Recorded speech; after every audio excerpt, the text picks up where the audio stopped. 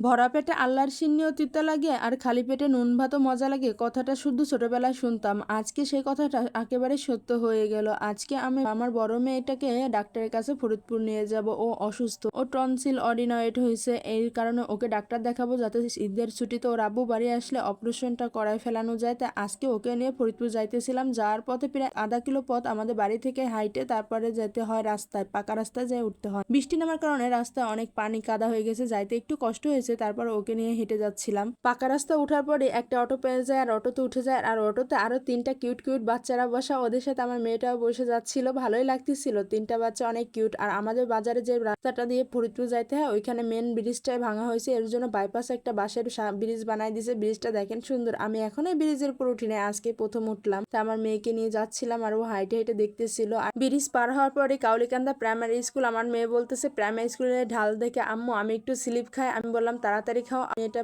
Slip খাইয়ে চলে আসলো। আমরা ফরিদপুরে ডাক্তারের কাছে এসে দেখি এতটা ভিড় আর এত মানুষ। আর যখন আমাদের বাড়িতে অসুখ হয় তখন মনে হয় এই রোগ শুধু মনে হয় আমাদেরই হয়েছে, কিন্তু হসপিটালে গেলে দেখা যায় আসলে শুধু আমাদের না, আরো অনেকেরই হয়েছে। আমার মেয়েকে রক্ত নেওয়ার পর দেখেন হাতটা আর সোজাই করতেছে না, আর একুকে একদম ভয় পেয়ে দিছে, দৌড় ওর দাদার কাছে চলে গেছে, বলতেছে আমি আর কিছু করব না, আমার হাত থেকে রক্ত নিয়ে গেছে দাদা। আর ওর দাদা ওকে ভেঙাইতেছে আর ওকে আনন্দ দিতেছে, বলতেছে তোমার কোনো ভয় নাই, তুমি তাড়াতাড়ি যাও। কোনো রকম বুঝে এক্সরেটা করানোর পর বলতেছে আম্মু আমার খিদা লাগছে। আর এদিকে আজকে ফরিদপুর শহরে শুক্রবারে চারিদিকটা একদম বন্ধ, কোথাও খোলা নাই। আসলে ফরিদপুর তো কখনো শুক্রবারে আসা হয় নাই, সব সময় তো কর্মদিবসে আসছে। আজকে শুক্রবারে এসে দেখি ফরিদপুরটা একদম ফাঁকা, আশেপাশে ভালো কোনো খাবারের দোকানও নাই। তাই পাশে একটা ছোট্ট একটা দোকান পাইলাম, সেখানে সামান্য কিছু খাবার আছে। মনে হলো এখান থেকে একটু খাওয়ানো যায়, একেবারে না খাওয়া থাকার চেয়ে কিছুটা খাওয়াও ভালো। তারপরে এসে এই মুরগির গোশ আর ডাউল পাইলাম, এটা দিয়ে ওরে খাওয়ানো শুরু করছি। চামচ দিয়ে এতটা নাড়াচাড়া করার পরও ভাতটা এখনো গরম রয়ে গেছে। ওরে খাওয়াই দিতেছি, মনে হইতেছে আমার হাতটায় পড়ে যাবে, তাই ওকে বারবার